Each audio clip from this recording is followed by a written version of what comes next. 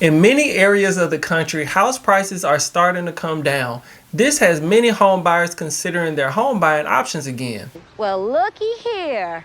A lot of new construction builders overbuilt their inventory because they weren't able to keep up with demand during the pandemic. And now that mortgage rates have doubled in less than a year, new home builders have a lot of homes they are still trying to sell. In order to stay afloat, new construction builders are starting to offer amazing deals on their homes. And those that aren't are having an extremely hard time trying to sell homes at last year's prices. Now, some builders are still slow to bring down their asking price, but they are helping homeowners in a different type of way. Closing costs are one of the biggest reasons preventing many people from getting a new home. And for that reason, you may see an elevated price, but a considerable amount given towards your closing costs. So in this video, we're going to discuss what you should be looking for when buying a new construction home. We're also going to discuss the process and some other things that builders wouldn't want you to know before walking in the door. Hi, my name is Trenton Ward, and if you enjoy this content, let me know by hitting the like button and consider subscribing to stay up to date with the latest real estate news, tips, and tricks. Okay, so the first thing we're going to talk about is starting prices. Most of the time when we see prices for new construction homes,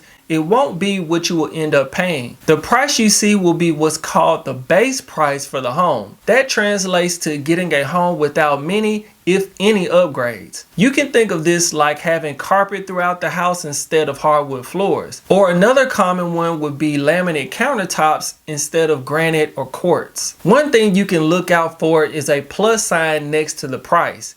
If you see this plus sign, you'll know that this is a signal for the home's base price. More than likely, when you look at the pictures, you're going to see the home fully loaded with all of the most expensive upgrades. Most people want some customizations done to the house when they go for a new construction home. On the low end, a lot of buyers will stay closer to the $20K range just to make sure that they can get all the finishes that they like. And if you're somebody that wants to get all the latest bells and whistles, you can expect to pay a lot more to get the home up to your standards. So the next topic we're going to discuss is negotiations.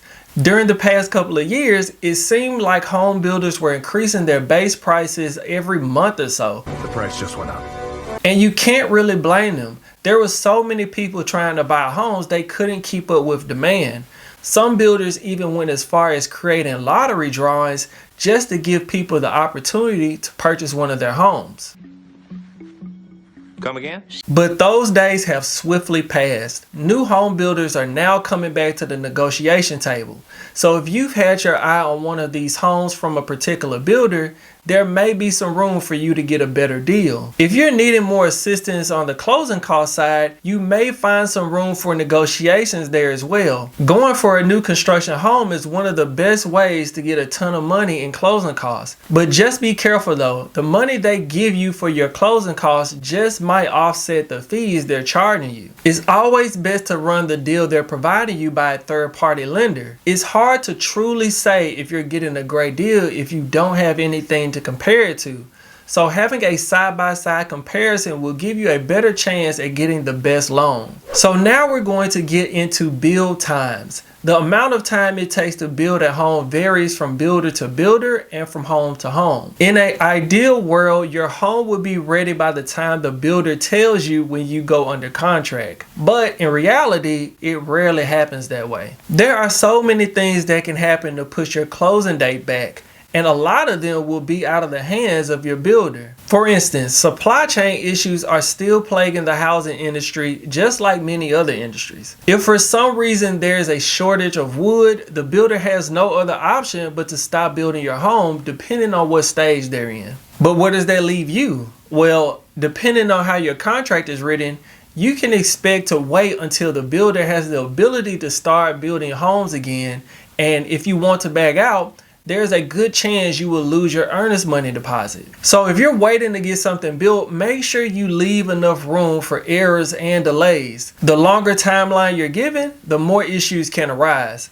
And the more issues that arise, the more delays you could experience. So the next thing we're going to discuss will be getting your own inspections. Depending on how early on in the build process you are, there might be multiple inspections still left to do. But many don't realize that they have the ability to get their own inspections done. You can hire a third-party inspector to come into the home and inspect everything before you close on the home. The builder will normally have a walkthrough with you to make sure that they catch everything, but you do have to remember these people work for the builder. If you want to have an unbiased inspection, hire a third party to provide you with an inspection report that details everything wrong with the house. You can just provide the report to the home builder to address everything they can. They shouldn't have a problem with this because more than likely they will provide you a warranty for the home that covers everything that's found. Another option will be to have your own home inspection done before any warranties run out. For instance, let's say that you have a 3-year warranty on your plumbing. Once you're about 1 or 2 months away from that date, you can have a plumber come to do a thorough inspection. If there are any issues, provide their report to your builder to have them cover everything for free. So the last topic we're going to discuss is working with a realtor.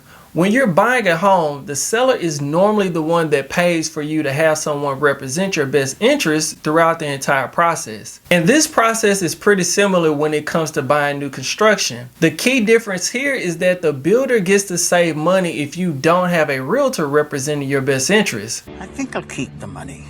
It's kind of similar like going to court. Most people will pay for the best lawyer they can afford to make sure that they get the best outcome that they desire. But in this situation, you can find the best representative for you, and then the other side will pay for it.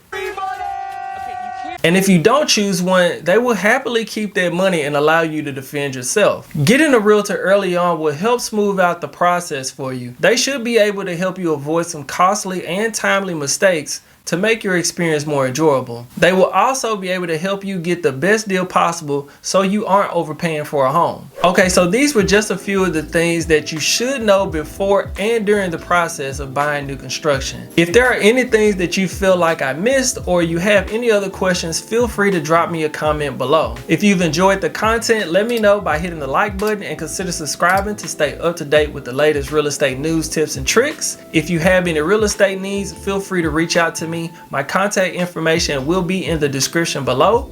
And until next time, peace.